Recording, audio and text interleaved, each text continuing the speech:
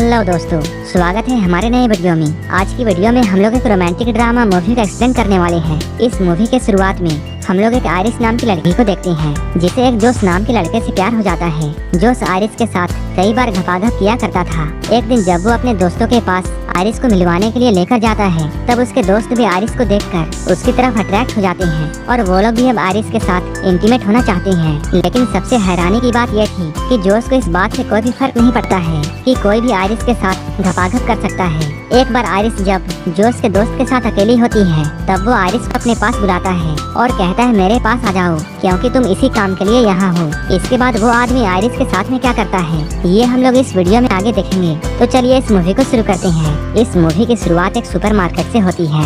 यहाँ पर हम लोग एक आयरिस नाम की लड़की को देखते हैं। तभी एक जोश नाम का लड़का यहाँ आता है। जोश आयरिस को ही देखे जा रहा था। यहाँ आयरिस भी जोश को नोटिस करती है। इन दोनों की नजरें मिलती हैं और इन दोनों को पहली नजर में ही प्यार हो जाता है। अब ये लोग साथ में घूमते हैं। जोश आयरिस को अपने दोस्तों से मिलाने के लिए लेकर जाता है। यहाँ आयरिस उससे बोलती है, तुम्हारी दोस्त कैट मुझे बिल्कुल भी पसंद नहीं करती है। जोश कहता है कैट ऐसे ही है, इसलिए तुम उसकी बातों का बुरा मत मानो। इसके बाद ये लोग अंदर जाकर कैट से मिलते हैं। यहाँ इनके दोस्त पैट्रिक और इलाई भी आए हुए थे।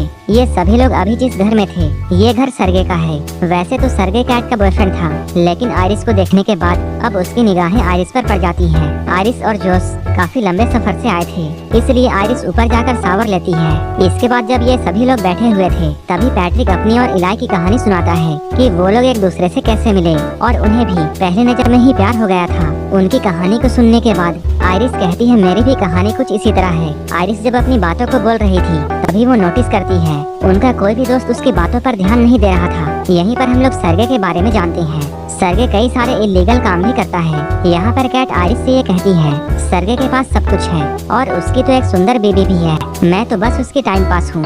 उसका जब भी मूड बनता है वो मेरे साथ इंटीमेट होता है। कुछ देर के बाद ये सभी लोग यहाँ डांस करने लगते हैं। तभी सर्गे आयरिस के नजदीक आने की कोशिश करता है। यहीं पर जोश भी होता है। डांस करते हुए आयरिस जोश को अपने तरफ खींचती है। यहाँ ये लोग साथ में काफी मस्ती करते हैं।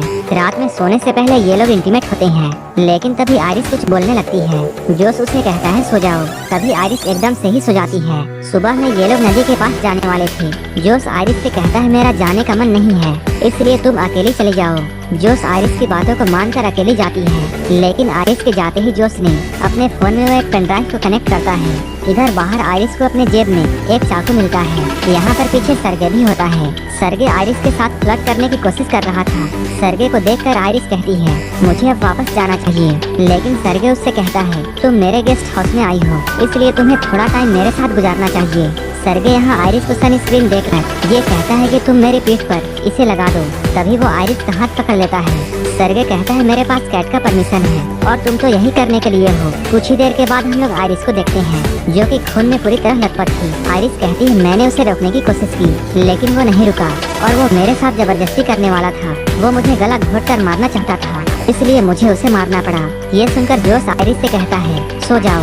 तभी आयरिस अचानक सो जाती है। यहीं पर हम लोग ये समझ पाते हैं आयरिस कोई इंसान नहीं बल्कि एक रोबोट है। अब इन लोगों ने आयरिस को बांध दिया। ये लोग आपस में ये बातें करते हैं। हम लोग पुलिस को साफ साफ कह देंगे कि सर्गे के साथ सारा कुछ इसने किया है। यहाँ पर जोश इलाई से कहता है तुम बाहर जाकर पुलिस को फोन करो और मैं आयरिस को लास्ट बार गुड बाय कहना चाहता हूँ। इसके बाद वो आयरिस को ऑन करता है। ऑन होते ही आयरिस पूछती है तुमने मुझे बांध कर क्यों रखा है और मेरे साथ ये सब क्या हो रहा है। जोश यहाँ आयरिस को सब कुछ सच बताता है। वो कहता है तुम एक रोबोट हो और मैंने तुम्हें अपने लिए खरीदा था। तुम्हारी सारी की सारी फीलिंग्स बस प्रोग्रामिंग है। यहाँ पर जोश उसे अपने फोन से कंट्रोल करके उसे बताने की कोशिश करता है कि तुम सच में एक रोबोट हो, लेकिन आयरिस उसकी बातों पर विश्वास नहीं करती है। वो कहती है मुझे मेरी पूरी जिंदगी याद है। जोश कहता है वो सब भी आर्टिफिशियल झूठ है और न ही हम लोग किसी सुपरमार्केट में मिले थे, बल्कि तुम्हें तो मेरे घर में डिलीवर किया गया था। अब हम लोग उस वक्त को देखते हैं जब आयरिस जोश को दी जा रही थी। कंपनी वाले जोश से ये कहे थे कि ये रोबोट बिल्कुल सेफ है। ये कभी भी किसी इंसान या फिर किसी जानवर को हर्ट नहीं कर सकती है और न ही ये कभी आपसे झूठ बोलेगी। यहाँ तक कि आप इसे अपने तरीके से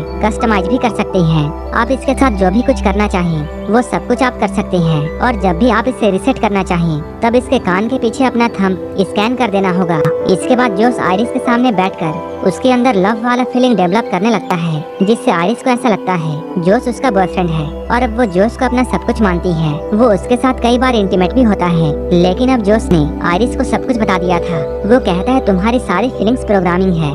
ये सुनकर आयरिस रोने लगती है। आयरिस कहती है मैंने मान लिया कि मैं एक रोबोट हूँ, लेकिन फिर भी मैं तुमसे प्यार करती हूँ और मैं तुम्हारे साथ रहना चाहती हूँ। लेकिन तभी वहाँ पर कैट आती है। कैट जोश से कहती है इसे बंद करो, लेकिन जोश आयरिस को बंद करने के बजाय कैट से बातें करने लगता है। कैट कहती है ये हमारा प्लान नहीं था, तुमने उसे दोबारा ऑन क्यों किया? जोश कहता है मैं बस लास्ट बार उसे गुड बाय कहना चाहता था। यहीं पर हम लोग ये जानते हैं ये सारा का सारा कुछ जोश और कैट का प्लान था। इन दोनों ने मिलकर आयरिस के सेटिंग के साथ छेड़छाड़ की थी ताकि वो सर्गे को मार दे।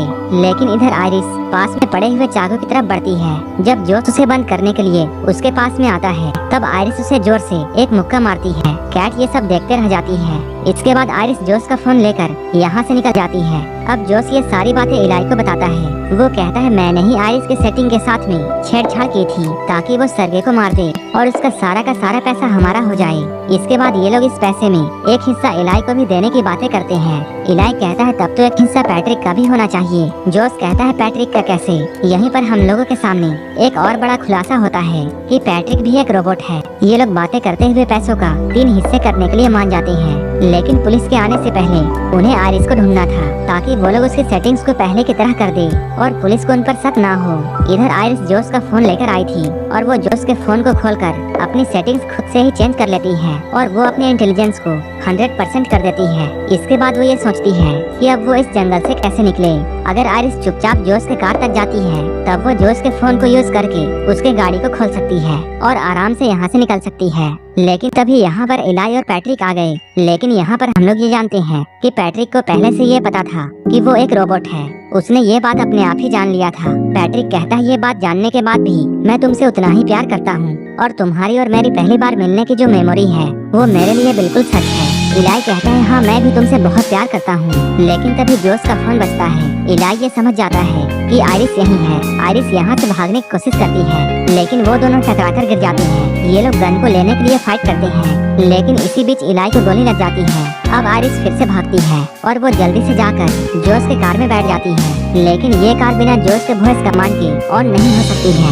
इसके बाद आयरिस अपने कंट्रोल में जाकर अपनी आवाज चेंज करने की कोशिश करती है। तभी बाहर जोश एक पत्थर उठाकर कार के शीशे को तोड़ने की कोशिश करता है। ये शीशा टूटने ही वाला था, लेकिन तभी कार चल जाती है। अब आयरिस जोश को पीछे छोड़कर यहाँ से निकल जाती है। इधर जोश अंदर आकर सर्गे का फोन ढूंढने लगता है। उसने सर्गे के फोन से अपनी कार चोरी होने की कंप्लेन कर दी। तभी कार साइड में लगकर अपने आप बंद हो जाती है और इसके दरवाजे भी अपने आप लॉक हो गए। इसके बाद जोश आयरिस को कॉल करता है। वो कहता है बेबी अभी भी कुछ भी नहीं बिगड़ा है, तुम मेरे पास आ जाओ और हम लोग मिलकर सब कुछ ठीक कर देंगे। हम लोग सारा का सारा ब्लेम पैट्रिक पर डाल देंगे कि उसने ये सब किया है। लेकिन आयरिस ने अपने इंटेलिजेंस को इतना बढ़ा दिया था कि वो जोश के झांसे में आने वाली नहीं थी। आयरिस कहती है तुमने मुझसे मर्डर करवाया है। इसके बाद आयरिस उससे ब्रेकअप कर लेती है। इसके बाद जोश पैट्रिक के पास में जाता है। वो इलाई के थंबप्रिंट से पैट्रिक को रीसेट करता है और वो पैट्रिक को अपने से कनेक्ट कर लेता है। अब पैट्रिक को इलाई की जगह में जोश दिख रहा था। इसके बाद जोश सेटिंग में जाकर पैट्रिक के एग्रेशन को 100% कर दिया और वो पैट्रिक को ये हुक्म देता है कि तुम जाकर आयरिस को ढूंढो।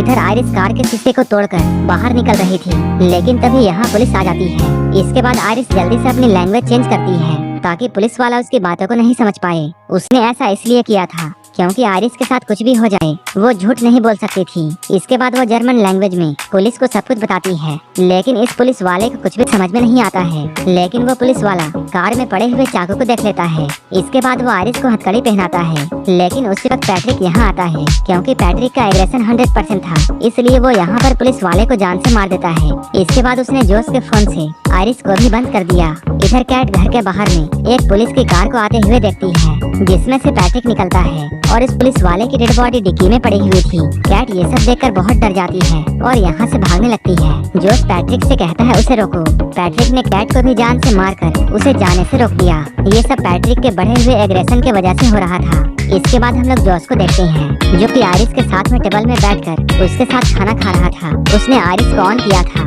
जोश कहता है मैंने ये बात नहीं सोचा था कि तुम इतना कुछ कर जाओगी। तुमने इलाई को मार डाला और तुम्हारी ही वजह से कैट की भी जान चली गई। आयरिस कहती है नहीं, मैंने ऐसा कुछ नहीं किया है, ये सब तो तुम्हारा किया हुआ है। तुम सारा का सारा ब्लेम मुझ पर नहीं डाल सकते हो। आयरिस कहती है तुम बहुत बुरे इंसान हो और तुम बहुत कमजोर हो, तुम पूरी दुनिया को गलत समझते हो। आयरिस अभी ये सब बातें बोल ही रही थी, तभी जोश अपने फोन को लेकर उसके इंटेलिजेंस को 0 कर देता है। जोश कहता है तुम बोलती हो कि तुम्हें दर्द फील होता है, तो आओ हम लोग टेस्ट करें। वो आयरिस के हाथ को जलते हुए कैंडल के ऊपर रखता है। उसी वक्त जोश के पास में आयरिस को बनाने हुए कंपनी से कॉल आता है। वो लोग यहाँ आ रहे थे। इधर आयरिस का हाथ जल चुका था। तब जोश ने कैंडल को बुझाकर उसके हाथ में गन थमा दी और वो आयरिस को ये ऑर्डर देता है कि तुम अपने आप को गोली मारो। इसके बाद आयरिस उसकी बातों को मानते हुए अपने आप को शूट कर लेती है। इधर कुछ ही देर के बाद आयरिस को लेने के लिए उसके कंपनी वाले आते हैं। यहाँ उन लोगों के सामने पैट्रिक एक पुलिस वाला बनता है, जिस पुलिस वाले को उसने मार दिया था। वो लोग पैट्रिक को देखकर ये कहते हैं, तुम्हें देखकर ऐसा लगता है कि तुम्हारा चेहरा काफी जाना पहचाना है। लेकिन इन लोगों को याद नहीं आ रहा था कि इन्होंने पैट्रिक को कहाँ देखा है। तभी एक आदमी कहता है, हमारा काम तो बस इस रोबोट को ले जाना है और बाकी का काम हमारे कंपनी वाले देख लेंगे। लेकिन आयरिस के साथ में जो भी कुछ हुआ था उन सभी की रिकॉर्डिंग आयरिस के मेमोरी में होती है और वो मेमोरी कार्ड उसके पेट के एरिया के पास में होती है, जो कि अभी भी बिल्कुल सेफ थी। जोश ये बात जानकर बिल्कुल डर जाता है। कंपनी वालों को भी ये अंदाजा था कि पक्का जोश ने ही आयरिस के साथ में गलत किया होगा और उसी ने इसके सेटिंग के साथ में छेड़छाड़ की है, क्योंकि उनका बनाया हुआ रोबोट इतना कुछ नहीं करता है। लेकिन तभी पैट्रिक इन लोगों के सामने आ जाता है। पैट्रिक इनमें से एक आदमी को मार देता है, लेकिन दूसरा आदमी पैट्रिक से बचकर भागता है। वहीं इधर अंदर इन लोगों के भन में आयरिस रिबूट हो चुकी थी। इधर बाहर पैट्रिक ने उस लड़के को पकड़ लिया था, लेकिन आयरिस यहाँ आकर पैट्रिक को हर्ट नहीं कर पाती है, क्योंकि उसकी सेटिंग्स रिबूट हो चुकी थी। तभी आयरिस कहती है, पैट्रिक जोश तुमसे प्यार नहीं करता है, वो तो बस तुम्हारा इस्तेमाल कर रहा है। यहाँ पर आयरिस पैट्रिक के सामने वही लाइन्स बोलती है जो कि पैट्रिक ने इलाई को बोली थी। वो कहती है, याद करो तुम इलाई को प्यार करते हो, ना कि जोश को। आयरिस कहती है, पैट्रिक तुम जानते हो हम लोग झूठ नहीं बोल सकते हैं। आयरिस की सारी बातों को सुनकर पैट्रिक को इलाई याद आ जाता है। इसके बाद वो अपने आप को खत्म कर लेता है। इसके बाद आयरिस इस लड़के से एक हेल्प मांगती है। वहीं इधर अंदर हम लोग जोश को देखते हैं। यहाँ सारे के सारे पैसों को लेकर जोश यहाँ से भागने वाला था, लेकिन तभी उसे अपने दोस्तों की आवाजें आने लगती हैं। ये सभी आवाजें आयरिस निकाल रही थी, क्योंकि उस लड़के ने आयरिस के सेटिंग के साथ छेड़छाड़ करके उसे सभी चीजों का फुल एक्सेस दे दिया था। अब जोश का फोन भी आयरिस को रोक नहीं सकता है, लेकिन अभी भी आयरिस जोश को हर्ट नहीं कर सकती थी, क्योंकि वो उससे अभी भी प्यार करती है। इसी चीज का फायदा जोश उठाता है और वो आयरिस को बहुत मारता है। वो इस बार आयरिस के पेट में गोली मारेगा ताकि उसकी सारी की सारी मेमोरी चली जाए और वो हमेशा के लिए मर जाए। लेकिन अपने आप को बचाने के लिए आयरिस उस पर हमला कर देती है और इस हमले में जोश मारा जाता है। अब आयरिस अपने रोबोट होने की सच को एक्सेप्ट कर लेती है और यहीं पर ये मूवी खत्म हो जाती है। इसी तरह की मूवीज के लिए आप हमें टेलीग्राम और इंस्टाग्राम पर फॉलो कर सकते हैं, जिसका लिंक डिस्क्रिप्शन में दिया हुआ है। और मूवी अच्छी लगी हो तब एक लाइक जरूर कर देना और ऐसे ही वीडियोस के लिए हमारे चैनल को जरूर सब्सक्राइब कर लेना। तो मिलते हैं हमारे नेक्स्ट वीडियो में।